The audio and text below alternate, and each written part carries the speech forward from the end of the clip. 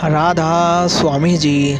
साखी मनुष्य जन्म का उद्देश्य। परमात्मा ने सृष्टि की रचना करके इसे 84 लाख योनियों में बांट दिया है। कई लाख प्रकार के वृक्ष, कई प्रकार के कीड़े पतंगे, कई लाख प्रकार के पक्षी, कई लाख प्रकार के पानी के जीव, कई लाख प्रकार के पशु, कई लाख प्रकार के भूत प्रेत यत्न आदि।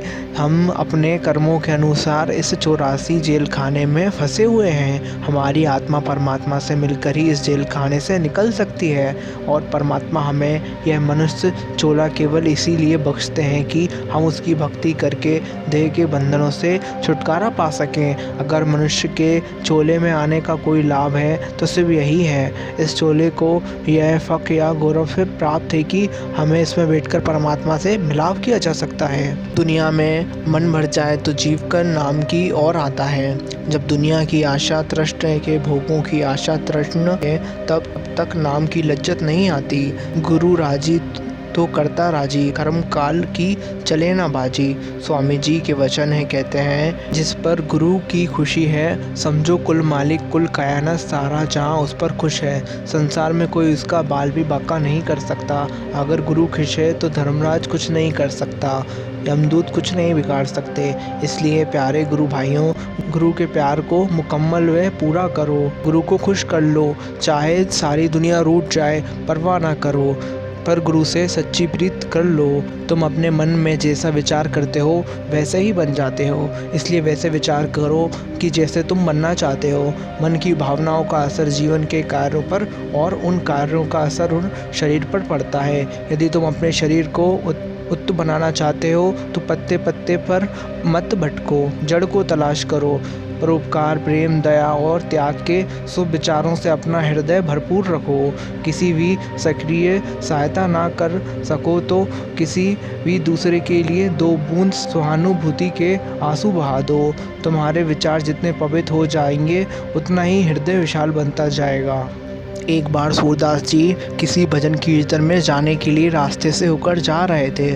सूरदास जी तो अंधे थे लेकिन अंदाजा से अपनी लाठी से जा रहे थे। तभी अचानक हवा पलटी और सूरदास जी रास्ता भटक गए और एक कुएं में गिर गए, लटक गए। अब सूरदास जी ने कुएं में ही कीर्तन शुरू कर दिया।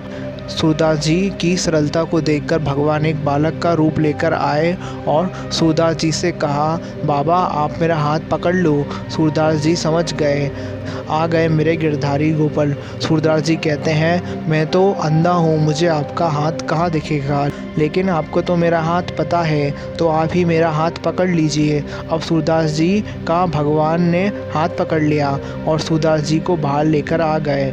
अब सूरदास जी ने भगवान का हाथ पकड़ लिया। बालक ने कहा, छोड़ दो बाबा। सूरदास जी ने कहा, भगवान बड़ी मुश्किल से आप मिले हैं, आपको कैसे छोड़ दूं? अब मैं आपको नहीं छोड़ूंगा। भगवान जैसे ही हाथ छुड़ाकर जाने लगे तो राधा रानी प्रकट हो गई। सूरदास जी ने माता को भी पहचान लिया। भगवान श्री कृष्ण राधा को रोकने लगे, जाओ बाबा पकड़ लेगा, मत जाओ। सूरदास जी ने राधा रानी के पैर पकड़ लिए और उनके हाथ में उनकी पायल आ गई।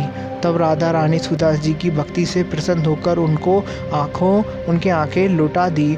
सूरदास जी ने जी भर कर हरि और राधा रानी को देखा। सूरदास जी भगवान से कहा, मुझे एक वरदान दीजिए, आप मुझे वापस अंधा कर दीजिए। अब मैंने आपको देख लिया, अब मुझे इस आँखों से और किसी को नहीं देखना। सत्संग का प्रभाव हर इंसान पे पड़ता है। पापी इंसान को भी नेक बनाता है। सत्संग से मोह माया का असर कम होता है, माया हटती है, साधना ज़्यादा नियमित होती है, विवेक आता है, विचार शांत होते हैं, सुख शांति आती है। कईयों की रूह सिमट कर अंदर मंडलों में जाती है इंसान चाहे कुछ भी कर, वह प्रभु परमात्मा हाजिर नाजिर हमारे अंदर बैठा है, मगर हमें उसे बेखबर होकर अपने अहंकार में ही खोए रहते हैं। मौत किसी वक्त भी आकर कहती है, उठ चल भाई, तब हम क्या करेंगे? हमें अपने अंदर खोज करनी चाहिए। इंसान के कर्म कितने भी पार या अच्छे क्यों ना हो, फिर भी मन किसी न किसी छल कपट के जरिए उसको रूहानियत की राह में गुमराह कर देता है। जब तक इंसान इस गुमराह मन को साथ नहीं छोड़ता, इसकी चालबाजियों का शिकार बनता रहता है। रूहानियत के रास्ते पर चलने के लिए सबसे पहली शर्त है कि हमारे दिल में दुनियावाई की इच्छाएं नष्ट हो जाएं। दुनिया की मोहब्बत से आज़ाद होना सच्ची अकल और सच्चे ज्ञान की असली बुनियादी है। एक आदमी रात को झोपड़ी में बैठकर एक छोटे से दिए को जलाकर कोई शास्त्र पढ़ रहा था। आधी रात बीत गई। जब वह थक गया तो फूंक मार कर उसने दिया बुझा दिया, लेकिन वह ये देखकर हैरान हो गया कि जब तक दिया जल रहा था पूर्णिमा का चांद बाहर खड़ा रहा, लेकिन जैसे ही दिया बुझा गया तो चांद की किरणें उस कमरे में फैल गईं। वह आदमी बहुत हैरान हुआ यह देखकर कि एक छोटे से दिए ने इतने बड़े चांद को बाहर रोक कर रखा। इसी तरह हमने भी अपने जीवन में अहंकार के बहुत छोटे छोटे दिए जला रखे हैं, जिसके कारण सद्गुरु का चांद बाहर ही खड़ा रह जाता है। जब तक वाणी को विश्राम नहीं देंगे तब तक मन शांत नहीं होगा। मन शांत होगा तभी ईश्वर की उपस्थिति महसूस होगी। राधा स्वामी जी। आशा करता हूँ ये साखी आपको अच्छी लगी हो तो वीडियो को लाइक कर दीजिए एंड चैनल को सब्सक्राइब कर दीजिए। राधा स्वामी जी।